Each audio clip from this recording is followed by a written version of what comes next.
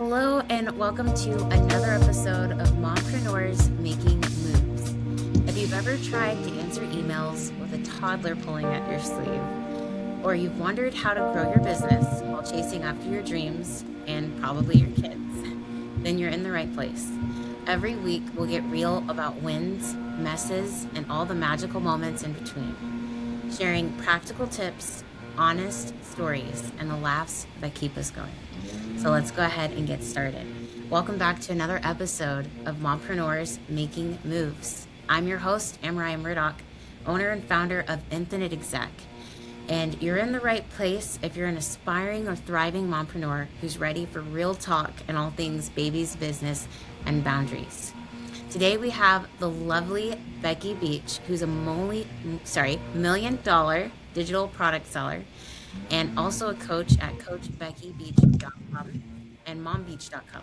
With her innovative strategies and expert coaching, Becky has not only carved a niche for herself, but has also been featured in prestigious publications like Business Insider and Forbes. Fueled by her passion for empowering entrepreneurs, she's dedicated to helping others build and scale their own digital product businesses to new heights and success. She's in the vibrant Dallas, Texas, and she shares her life with her husband, son, and their 3 adorable fur babies. Make sure, if you haven't already, to connect with her on her platforms. Her links are below the episode, and just reach out because I'm sure that there's ways for her to help. Hi, Becky. How are you today? Oh, good. Thank you. So excited to be here. Oh, well, no, we appreciate you being here because it is hard to be a mom and a businesswoman. I mean, wouldn't you agree? Oh, yeah. Yes, it sure can. But I have a system in place so it doesn't stress me out too much. I do a lot of time blocking. Nice. Yeah, no, I love that. Can you go ahead, just share your story? What made you decide to leave your toxic 9 to 5? Oh, sure. Well, I had this horrible boss. He came up to here on me. You know, I'm a 6-foot tall woman, but Wow. he made me feel like I was 3 inches tall. And because he would constantly berate me, he would tell me I wasn't creative enough, I didn't deserve my senior title, and he even said I was worthless. And then I would end up just going into the bathroom at work or going out to my car and just sobbing uncontrollably. I just threw myself the biggest pity party that nobody wanted to be invited to. And I was just so miserable. And I knew there had to be something else out there for me. But the thing was, I had a 3-year-old little baby boy, and I felt trapped. You know, my husband didn't make enough money to support us because he was doing tech support, so he didn't make enough money. Just like a lot of families out there, where both partners have to work to support the family. So I felt trapped, and I tried to find another job, but there was just nothing out there for me. So I just continued to work this toxic job, and then one day, I just had an epiphany, like, why don't I just work for myself? I mean, I've been doing marketing for these businesses and, making website applications. Like, couldn't I do that for myself? So I got started making my blog, mombeach.com, because before I did have the domain a long time, but I just wasn't serious about it. Yeah, no, I love that. So you're telling me that even if we feel stuck, there's probably a way to make it work. And there's a way to change so that it really does work, right? Oh yeah, yes, and at first I was just doing that blog as a hobby, like just posting about what I had for dinner each day and just using it as you ever heard of live journal? Like back then they had live journal. Well, I was kind of using it as live journal. I didn't really realize that a blog is supposed to solve people's problems. Then when I figured that out, that's when I started getting a lot of traffic and I could turn it into a business. Wow, that's awesome. Would you say that blogging is still alive today? Oh no, not at all. Like with the advent of the AI, like the Google AI overview in particular, like it will steal your blog's content and then give it as the answer without the person having to come to your blog, and that means you won't get a subscriber, you won't get any traffic, you won't get anybody to even know about you, because it just steals your information. So that's why I've been using Pinterest and Flipboard a lot to grow my business. Because Pinterest and Flipboard are still really good traffic sources for bloggers, and you can't just rely on Google traffic alone because you won't get that much any longer. Wow, that is quite the shift. I didn't know that. That's interesting. What were the biggest challenges you faced when transitioning from a traditional job to business? Oh yes, I had to totally manage myself because before I had a lot of bosses that were micromanagers like this. That one toxic boss in particular. Oh, it was like one of the worst bosses I ever had. Well, he had us in a bullpen, and he like one of those desks where they can see from behind you and they can just walk behind you and see what you're doing at all times. So he would like pace back and forth and watch what everybody's doing just to make sure they're on task. And it was just so miserable. And so I have to like manage myself now. For a while it was really hard to manage myself. I kept procrastinating, putting things off at the last minute because I've always been a big procrastinator. Like I'm very bad with deadlines. Like it seems like when I think of deadlines, they just make the sound go whoosh right in front of me, and I don't even pay attention most of the time. So I don't really set deadlines for myself anymore because I know that I won't stick to them. You really have to, because you find out a lot about yourself when you become an entrepreneur. Yeah. Like now I know what makes me tick. I understand myself so much better. I'm very consequence driven. If I don't get something done, then I'll think, well, what's going to happen if I don't do this? And you really learn a lot about yourself. Yeah, no, absolutely. And would you say that getting business coaching is helpful if you're really looking to scale your business? Yes, it is. Like right now, I'm paying a business coach $1,500 a month. Because I'm getting like really good coaching through this individual, and I charge $500 a month for my own coaching. And it is like very important to find a coach that really speaks to you and really makes you really understands your business and can actually listen, because it's really very important to find a coach that listens above all. Because I worked with a lot of coaches that didn't listen. Like I was paying this one lady $2,000 a month, and she only did Voxer coaching, and she would only respond with like one sentence answers, and she would take a really long time between answers. And I ended up finding out the answer myself by the time she responded, and I wasn't getting good value. Yeah. No, that is helpful. How did you identify and develop your online business model that ultimately became your $1 million venture?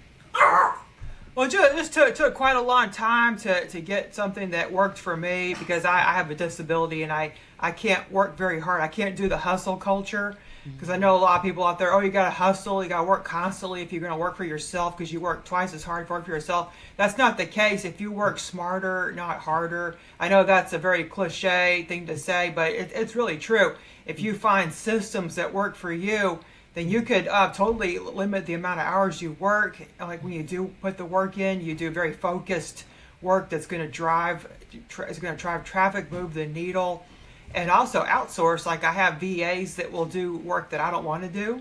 Yeah. So that's always good. And people think, oh, I can't afford a VA. Well, you ever heard about this country called the Philippines? Like money goes a really long way there. And you could hire someone there for like $5 to $8 an hour, and they're lucky to have that, because money goes a long way in their country, and they need work. Like there's a lot of people out of work right now there. Yeah, for sure. What are some practical ways that moms can start an online business while still staying home with their kids? Oh, good question. Well, like I was working 60-hour weeks. I was a senior web developer and designer. And I was working at American Airlines, so I was really managing my time efficiently to start my business. Like I would get up early in the morning, and I would work about like an hour, and I had a really long commute, like 40-minute commute. And along the way, I would use Dragon, this note-taking app, and I would write blog posts with my voice along the way. And then when I got to work, if nobody was there, I would spend some time on my business. And then when people got there, because I would get there early and leave early, because you get there, you just put in 8 hours a day. They're very flexible at this business. And so I would then in my lunch hour, I would schedule time for an office, because you could, if at this company, you could use Outlook. You could schedule time in like a little abandoned office they have. They have several empty little offices you could use for meetings. And I would have my lunch hour alone in this meeting room, and I would do work for my business during that time. And then at night, sometimes I would stay up late to work on my business then. Yeah, for sure. What would you say is a specific example of how the flexibility of your online business allows you to be more present for your son? Oh yes, it really does. Like I could take off work whenever I want because we had like last week. I think week before last, my son Brian on Thursday he had a Christmas party at his class, and then he also had chapel in the morning. He goes to a Christian private school, so I was able to go to that, and I got to spend time the whole day. I didn't have to worry about missing any work because I already have systems in place where I'm getting sales every day from these automated AI powered systems I've set up once, like funnels and like all kinds of stuff like that. And so I was making money even though I was spending time with my son. Like I've been taking off half the day all week and like last week too to spend time with my son. He's currently home right now for Christmas break at the time of this filming. So like I'm able to do that without worrying about losing money. Yeah. And if I was a mompreneur and I wanted to start getting these systems in place, where would I start? Well, for once, you really have to embrace AI because a lot of people are scared of it. Like a lot of people think, oh, it's just taking up the Earth's resources, like they're like environmental concerns. Yeah, I understand, but it's a tool that's here, and there's nothing you can do about it. It's here. Either you use it or you don't. And those that use it, I know their time has been freed up. Like my time has greatly been freed up since I've been using AI to help me.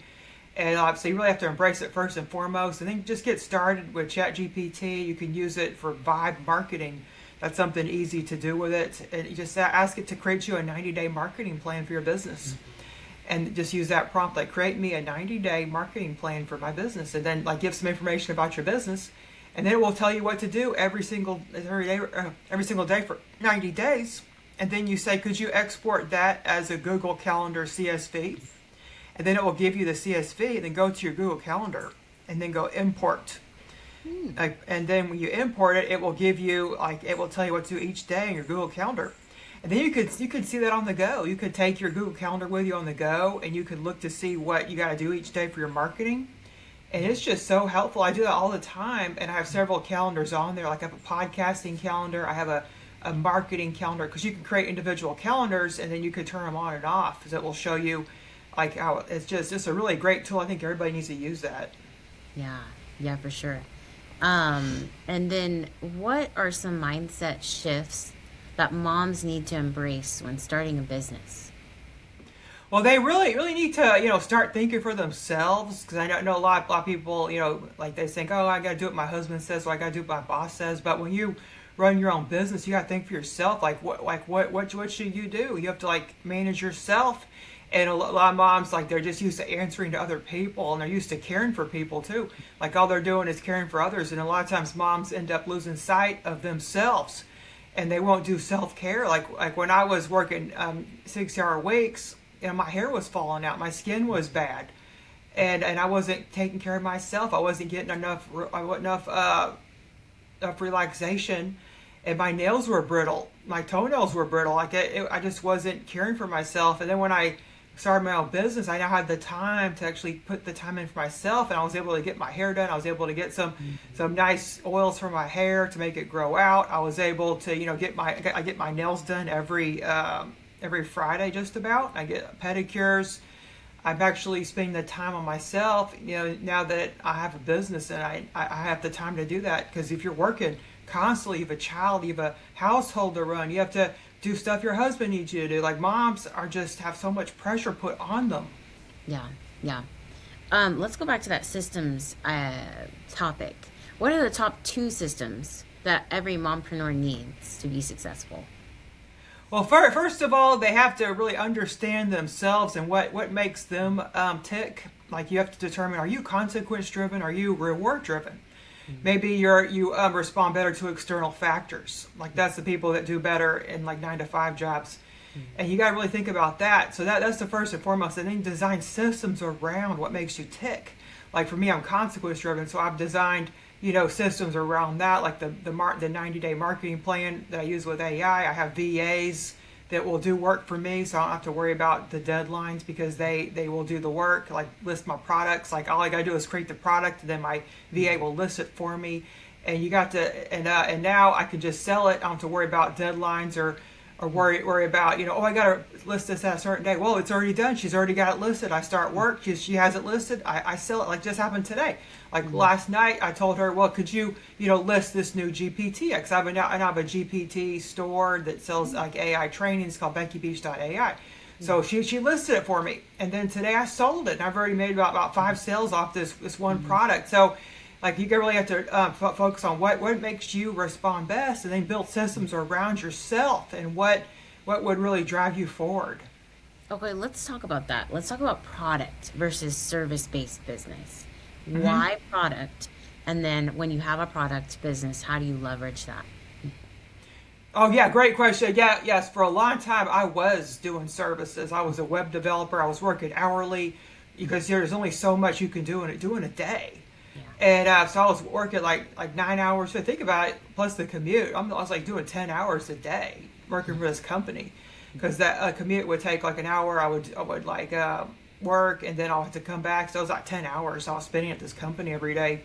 You factor in the amount of time getting there and coming back, and like that's not scalable. And if you're a service provider and you're like writing, like doing copywriting, or you're making websites, or you're just doing like social media management, like that's your time. You can't get your time back. But if you put that time into making a product, like a course or like a printable or a spreadsheet, then you can sell that over and over and over and over and over. Just this one digital product, you can sell it over and over. But if you're making physical products, like let's say you're a crafter, you're doing because I'm a Cricut crafter. I like to make mugs with my mug press. I like to make t-shirts. So I can spend the time making that one time, but then I've sold it and that's it. I don't have it again. I got to make another one. I got to spend time making another one, then sell that. Plus, I got inventory. My house will be crowded with all kinds of stuff, because I do sell mugs occasionally at this craft store near me. And so I have all these mugs put in this. My guest room is full of mugs and like crafty stuff. So that's space. But if you're selling digital products like printable spreadsheets, e-courses, then you're making it one time and you have infinite numbers to sell. So that's why it's better, I think, to sell digital products versus services or physical. Yeah, no, that's helpful. And so like, for example, if I had a course on how to do something, then I sell that. That's a digital product, right? That can just continue to sell even when I'm sleeping. Right. And if you there's been courses that I bombed, but then when I relaunched them again, I made like probably triple the amount of sales I did when it first launched. That's what happened. This month I did 12 days of course sales, where I took all the courses I've had all year and I relaunched them. For each day there was a new course relaunched. So I had about 12 courses that I made new this year. And I made so much sales from that, especially the one that bombed. So even if something bombs, you can resell it later. Maybe just at that time it wasn't the best time to sell it. Maybe another time it would be better. It just depends on the market. Yes, no, that's helpful. And if we're looking at building a course, is it something that we have to be an expert in, or do we just need to be really good at putting the information together, packaging it, and then getting it out there? Well, for a long time, I was suffering from imposter syndrome. Like I was a blogger. I was blogging like 5 years, and I thought, well, I don't think I've been blogging enough to teach anything about blogging. But then kind of got over that, and I was like, well, there's people brand new to blogging, and they probably rather learn from someone that's been doing it a few years versus someone that's like an expert that maybe got started a long time ago, and now the methods that person would teach are outdated because that stuff would no longer work. But someone newer would be able to be more relatable to this new person. So that's what I think. You're never even if you just know a little bit about something, you could teach a course. Like there's a lot of people suffering from the imposter syndrome, thinking they can't do it because they're not a complete master or expert. Well, those masters and experts, they're probably teaching outdated strategies. Well, you as a new person, you know what's working now, and you've seen success based on what you've tried. Yeah, that's right. Yeah. So what are the 2 systems or next steps? Like if I have a course or I have something digital that I want to sell, then am I doing a funnel and then I'm doing like copy for social media, or like what are the next 2 steps for me if I have something digital and I'm trying to get it out there? Oh, sure. Well, once you've created, you have to make a very nice, eye-catching mock-up. And I use Canva to create my mock-ups. Let's say you made a printable planner for moms, like a printable self-care planner. Well, you would, and then export each of the pages of the PDF in Canva. Like, let's say you made it in Canva as a JPEG. then you'll bring all the pages in the JPEGs into a new Canva document, sized 2000 by 2000. Make it really nice. Lay out the pages with a good layout. Kind of think of like a desk layout. Like how would you want to lay out pages neatly on a desk? And then take a photo, kind of like that, like an overhead layout. It makes it look really nice and professional. And once you have your really nice mock-up, then you want to get a sales page or a sales listing created. Like let's say you have a Shopify store. Let's say you have an Etsy store. Well, you need to make the listing for said product. I use AI to write my copy, but then always go through the copy and make sure it makes sense. Make sure what's included is there, because it will hallucinate and put what's not included in there. And my VA does this all the time. Well, she'll just slap up copy from the Chat GPT and not read it. So I have to actually go through and proofread it before I accept, make it a final listing, because she'll have copy in there that says what it doesn't have. Yeah. And it just drives me nuts because she's not paying attention, on what the copy's saying that it has, because it will just put whatever sometimes. So you really have to proofread your copy always, and then write it some yourself, like putting your own personality into the copy so it doesn't sound robotic. And a lot of people fail to do that. They'll just slap up what ChatGPT gives them, and that's a mistake. And then go about writing doing the keyword research. And I use Etsy tools like Sales Samurai. There's another good one called E-Rake, and then you do your keyword research. And I find that what sells on Etsy also sells on other platforms. So that's why I use these keyword research tools for Etsy, even if I'm not selling on Etsy, because it will give me an insight about what's currently selling in the market, and then I know that it will also sell in my own stores on Shopify or A Member or my Go High Level store. Okay, so you have multiple platforms for your stores for your products. Okay. Yeah. No, yes, I'm just trying different platforms, and the one I like the best, I really like the Go High Level platform, because you could put all your courses in there. You could put your courses in your store. You can have like printables in there. You can have spreadsheets, GPTs, like PDFs, like everything in one place, and that way you don't have to have different places where all the stuff's all scattered around. Wow. Yeah, I know that's helpful for sure. And then, so you would say you'd get it together, you'd get the mock-ups, and then after that you do the keyword research, and then you just do you ever post to your personal social media to try to sell it, or do you actually pay for ads to push it? Yes, I'll use Pinterest, because I actually get more traffic to my Shopify store from Pinterest than I do my own blog these days, because like before I was saying about the AI overview, that's not possible with a product, because people are searching for a printable product, but they're not going to let that AI overview determine them, sway them from actually going to the place to purchase, because they want to make a purchase. They're purchasers. They aren't just looking for freebie content. And if you have like a product, then they have to go to your store to buy it. They can't get it off a good AI overview, which I'm really afraid, because in the future maybe Google AI overview will do that, but then you could just make a sale anyway just from the AI overview. I know Pinterest right now, people are buying my printables just from Pinterest without having to go to my Shopify store. You can just buy it right there, because I have it hooked up, my store hooked up to Pinterest, so a lot of the sales come right from Pinterest without them having to leave. Okay. And then do you have someone who does your Pinterest, or do you take care of that yourself because you know the best way to utilize it?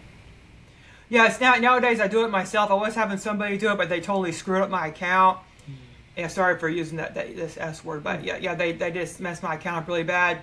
And so then I had to redo my whole Pinterest, get the whole audit working. Now I got it back on Tailwind. And every Friday I tend to my Pinterest and pin new things on using Tailwind Pinterest scheduler. Like that's the best scheduler I found, because you can also do smart looping. You could do communities, which are similar to how group boards used to be in the past, because group boards used to bring me a lot of traffic, but they did a algorithm change where they no longer do. But the communities bring me an awful lot of traffic, because you can pin them to different communities on Tailwind. Okay. No, that's very helpful, and I didn't even think about that. So that is very helpful. Yeah, it's worth the money, because I pay about $300 a year for my Tailwind. I have the unlimited plan. That's no longer possible. I've been grandfathered in, so I don't think you can get that much bang for that money anymore. Okay. And what advice do you have for moms who feel overwhelmed and unsure about making the leap out of the 9 to 5 into entrepreneurship? Well, first you gotta determine what kind of person you are. Really listen to how you are, because a lot of people don't realize what kind of person they are. Are you someone that works better from outside influences, or do you find that when you're thinking, this is a good question to ask yourself. Like when you go see a movie, like the reason for seeing that movie, are you paying attention to what other people are saying about the movie? Are you seeing the movie because you really want to see it? Are you seeing it because people are suggesting the movie? But if you're seeing it because you really want to see the movie, you might be a better entrepreneur because you're doing something that you want to do and you're not listening to outside influences. So that's like a good question to ask if you're thinking about becoming an entrepreneur. Are you going to be paying attention to what other people are saying about it? Because if you're paying attention to what other people are saying about it more so than how you personally feel about it, then you probably aren't the best candidate to be one, because you're going to be focusing on what people are thinking. You're going to be focusing on what people are telling you to do. And that's not how to run a business. You got to focus on what you yourself feel is right. You listen to your gut. Because when I see a movie, I want to see a movie because I want to see it. It's not because what people are saying about it. Right. So first understand whether or not entrepreneurship even is for you. Oh, yes, because it's not for everybody. I know, I'm not saying that to be rude, but just some people out there that just don't have what it takes to be one. They give up too easily. They looking for the easy button because you're not going to find it. It's probably buried under a sky pile of laundry. You're not going to find that easy button. Yeah, especially if you're going to be a mom and a businesswoman. It's already hard enough being a businesswoman, but to do both, right? Well, I wouldn't say it's hard anymore. I guess to get started and to really build momentum is the hardest part. But once you're here and you have it going, it's not that hard at all. Like last month, I made like an easy $80,000, without having to do much effort because I took a lot of the month off. So it just builds up momentum, and you build up, like leads online on email subscribers. You can email those people every morning, to purchase your products. You get content out there that people find you from, like lead magnets out there, and I put out a lot of free content. Like every so often, I'll do a podcast episode. I'll repurpose that into blog post, social media videos. Yeah. No, so that's so what would you say then for lead generation? What do you advise to get that going for a business? Well, it's really important to like figure out like what could you do consistently, like what's easy for you, because that goes back to listening to yourself. Because a lot of people don't bother thinking about themselves when they're doing something. They go, I need to just do what so-and-so's doing. No, what so-and-so's doing may not work for you. Like what's going to work for you is like, do you have the momentum? Do you have the capacity to do this? Like think about what you could do yourself. Like I don't stress myself out. I do what I can. If I can't do it that day, I'll move it to the next day. That's why I like to use the Google Calendar, which I bring back when we were talking about earlier, because you could make time blocks on there and double click and then put a task. And then if you can't do that task that day, move it to the next day. And if you can't do it, some of these tasks I've been moving for months, to different days. But eventually I'll do them. Just right now I can't because I don't have the capacity, or maybe don't feel like it. It just depends. So you really got to think about yourself and what makes you tick. And again, like I'm consequence driven. Like I understand myself better than I've ever understood myself before. Yeah. No, well, this has been very insightful. Very insightful. I'm already thinking about different things I need to get into and get on that I haven't even considered. I have a service-based business as an EA. Oh, yeah. And so I haven't even looked in the product world, but I have a product that I want to launch. And so this is very, very helpful. So thank you for sharing that insightful information. Oh, sure. Yeah, I can give you a link to a discovery call if you want to talk more about that. Yeah, I actually would. Yes, that would be wonderful. And, I think that you're an inspiration for us, and we're really grateful to have you doing the things so we know we can do it too if we need to, and if we're cut out for it. And for those of you listening as well, for Mompreneurs Making Moves, if you found a little encouragement, a fresh idea, or just felt seen, make sure to subscribe and share this with your mompreneur friends. And remember that every small step you take in your business and in your life matters. And you're absolutely not alone on this journey. So keep showing up, keep making moves, and don't forget to take care of yourself too. And make sure to follow us at Mompreneurs Making Moves on Instagram and Facebook. And you can watch this full interview on our YouTube channel at Mompreneurs Making Moves Official. Becky, thank you again for your time today. It was very, very insightful, and we'll just continue to follow your journey and connect with you. Again, links are below. Thank you, Becky. Oh, sure. You can actually go to coachbeckybeach.com/freebie to get a workbook on how to launch your first digital product and also a GPT to help you. Perfect. All right. Thank you so much. And we'll add that link as well below.